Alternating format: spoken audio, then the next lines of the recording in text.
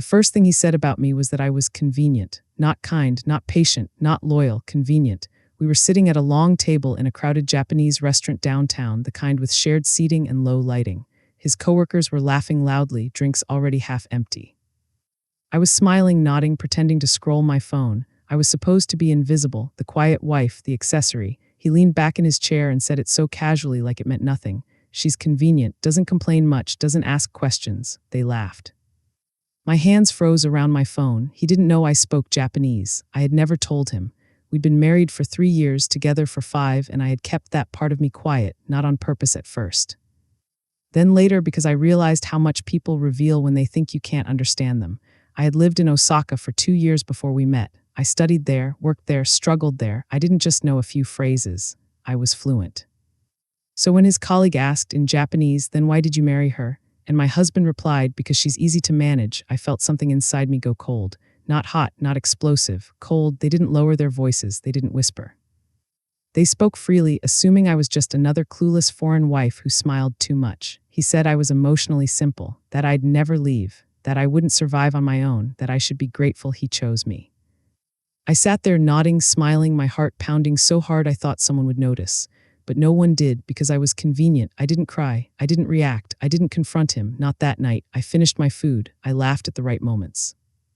I thanked everyone when we left. In the car, he asked if I had fun. I said yes. That was the moment I decided I wasn't going to be convenient anymore, and I wasn't going to let him know I understood a single word, not yet. That night I didn't sleep. He fell asleep in 5 minutes like always, arm across his chest, mouth slightly open, breathing slow and even. The same man who, hours earlier, had described me like a household appliance. I lay there staring at the ceiling, replaying every word he said. Every laugh, every pause, every moment they thought I didn't understand. I kept asking myself if I had misheard, if maybe I was overreacting, if maybe convenient meant something softer in his mind. But I knew better. I had heard the tone, the context. The way he leaned back when he said it, the confidence, the ownership, easy to manage, would never leave, wouldn't survive alone. I thought about all the times I had stayed quiet to keep peace, all the times I let his opinions become decisions where we lived.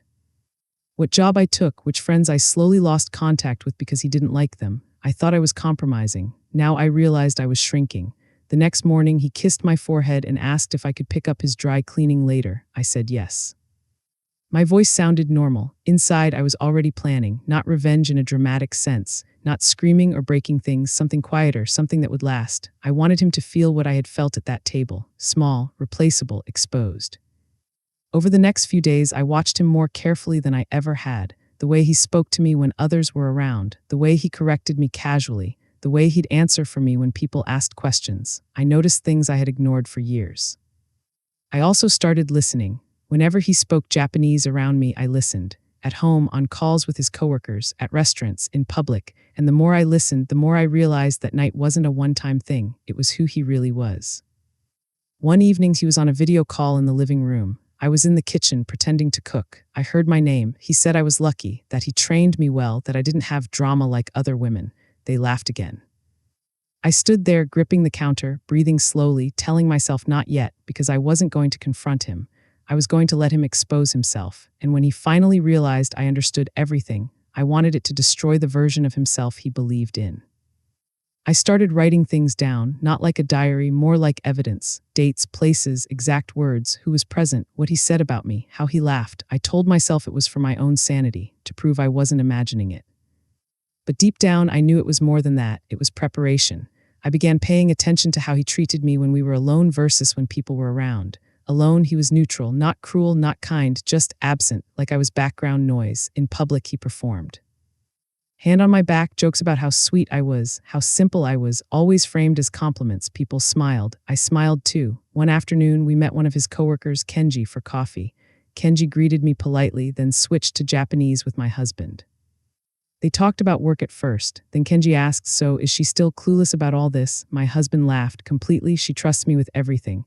Kenji said, "That's rare." My husband replied, "It's useful. Useful, not loved, not respected, useful." I stirred my coffee slowly, counting each rotation. I thought about telling Kenji in perfect Japanese that I understood every word, but I didn't because I wanted more. I wanted the full truth. When I got home, I looked at our wedding photos. Everyone said we looked happy. I believed it back then. Now I studied his face, not for love, for ownership. I started remembering moments that suddenly made sense. Why he discouraged me from applying for certain jobs. Why he didn't like when I talked about my time in Japan. Why he never wanted me to meet certain people. Control doesn't always look like anger. Sometimes it looks like comfort, and I had mistaken it for love. I didn't cry, I didn't break, I adapted, and I began planning my first move, not to leave, not yet to learn. The first move was simple. I stopped asking him for help, small things at first, fixing a light, booking appointments, managing my own money again instead of letting him handle it like he always insisted. I didn't announce it, I just did it. He noticed, not immediately. But when he did, he joked about it. Look at you becoming independent. I smiled, just trying to be more useful. He laughed, thinking I was being self-deprecating. He had no idea. I also started reconnecting with people he had quietly pushed out of my life, old friends. A former coworker, even my old Japanese tutor who lived in the city. I told him I was taking a casual language refresher course. He nodded, uninterested. Ironically, one night we went out with his team again. Same type of restaurant, same dynamic. I sat quietly, observed, listened. This time I wasn't shocked, I was collecting. He joked about how I never argued, how I knew my place, how marriage was easy if you picked the right kind of woman. One of the women asked in Japanese, "Doesn't she ever get upset?" He said, "About what?" "She doesn't even notice most things." I took a sip of water. I noticed everything. What hurt most wasn't the words, it was how certain he was, how safe he felt saying these things in front of me, how invisible he thought I was. When we got home, he asked if I was tired. I said, "Just thinking." "About what?" I looked at him, really looked, and said, "About how well you think you know me." He smiled. "I know you better than you know yourself." That was the moment I realized he wasn't just careless, he was arrogant, and arrogance always creates blind spots. I decided my reveal wouldn't be emotional. No crying, no yelling, no dramatic confrontation. He expected me to be simple, predictable, soft, so I became strategic. Over the next 2 weeks, I let him talk. I asked harmless questions about his coworkers, about what they thought of me, about what he'd say if I wasn't in the room. He never hesitated, because he believed I couldn't understand.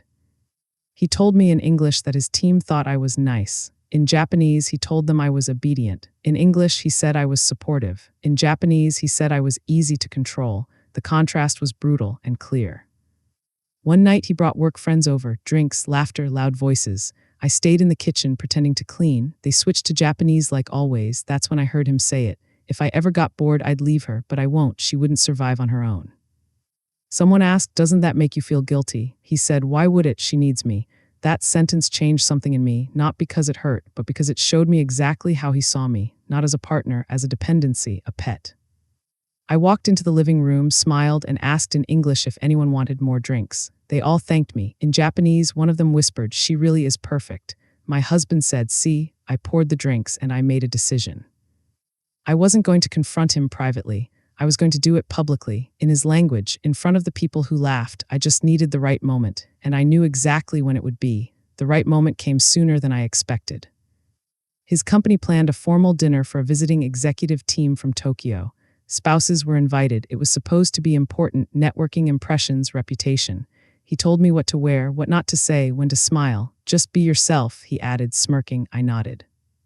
That night, I looked at myself in the mirror longer than usual. Not checking my makeup, not my dress. I was checking my face. I needed it calm, neutral, controlled, not angry. Anger would make it messy. We arrived at the restaurant, private room, long tables, soft lighting, polite atmosphere.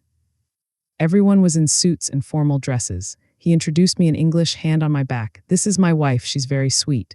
One of the Japanese executives smiled and spoke to me in Japanese, slowly, carefully, like to a child. I responded in perfect Japanese, fluent, polite, natural.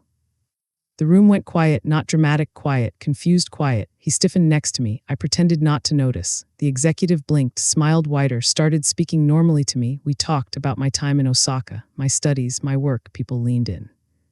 My husband stared at me like he was seeing a stranger. I didn't look at him. Not yet. Halfway through dinner, someone joked about how lucky he was to have such an easy wife. In Japanese, I finally turned to him, smiled, and said in Japanese, "Is that what you tell them about me?" His face drained. I watched him try to process it, not panic, confusion, fear, a crack. And for the first time since that night at the long table, I felt something warm, not joy, power.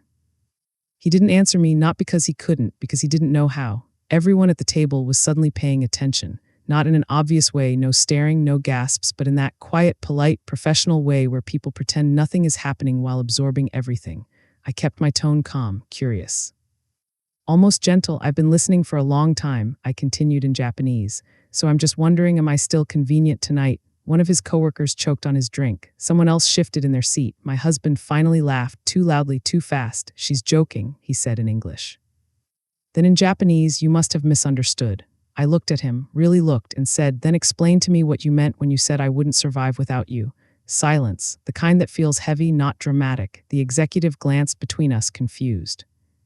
A few coworkers avoided eye contact. One woman stared straight at her plate. I wasn't emotional. That was the part he didn't understand. He expected anger, tears, a scene. Instead, he got clarity. You said I was easy to manage, I continued. You said I didn't notice things.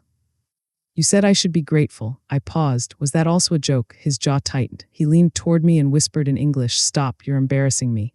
I smiled softly. In Japanese, I replied, that's interesting. You've never cared about embarrassing me. That's when I saw it, not guilt, fear, not of me, of the room, because he knew something had shifted and he didn't control it anymore. He tried to regain control. He straightened his posture, smiled at the table, and said something in Japanese about how I had picked up the language quickly. He framed it like a cute surprise, like a trick. I let him finish. Then I said, I didn't pick it up quickly. I've been fluent for years before I met you. I watched him flinch, not from the words, from the realization, every joke, every comment, every confession he thought was safe. None of it was safe. I understood everything, I continued, at every dinner, every call. Every time you said I was simple or manageable or wouldn't leave. The executive cleared his throat. One of the coworkers muttered something under their breath. No one laughed. My husband leaned in again, voice low. We'll talk about this at home. I shook my head, still smiling. No, you've been talking about me in public for years. I think it's fair I answer in public. He went quiet, not defensive, calculating. I saw him searching for a way out, a joke, a distraction, something, but I wasn't done. You told them I wouldn't survive without you, I said, but you're the one who told me not to work. You're the one who insisted on managing everything. You didn't protect me. You limited me. Now people were looking, not staring, but listening carefully. I turned to the executive and apologized in Japanese for making things uncomfortable. Then I said, but I think it's important people know who they're laughing with. That's when his face changed, not confusion, not fear, anger, but he didn't explode because he couldn't, not here, not now. And that made him dangerous. I let him simmer in it for the rest of the dinner. I didn't speak another word unless I was directly addressed. Every question he asked me in English, I answered calmly. Every Japanese comment he made, I responded fluently, never yelling. Never raising my voice, just precise, controlled. By dessert, the room's atmosphere had completely shifted. His colleagues were polite but cautious. The executive kept stealing glances at him, clearly realizing this was not a minor situation. My husband kept trying to smile, trying to joke, trying to regain the illusion of normalcy, but the cracks were obvious. After dinner in the car, he was unusually quiet. His hand brushed mine once, almost apologetically, but I didn't pull away, not yet. I wanted him to feel the weight of what had just happened, the weight of the secret he thought was buried. At home, I poured a glass of wine and sat in the living room. He followed me, pacing, his voice low, careful. We need to talk, he said. I didn't answer, I just looked at him, patiently, calmly. I didn't realize, he began, his words faltered. I didn't think you'd understand. I always understood, I said, slow, deliberate. I just let you feel safe. I let you think you were invisible, convenient. He sank onto the couch, stunned. You could have said something, he muttered. I could, I replied, but would it have changed anything? You don't change, do you? He didn't answer, not because he didn't want to, because he couldn't. Because for the first time, he was facing the truth of who he had been all these years, and who I had been while letting him believe he controlled the narrative. And in that silence, I realized something too.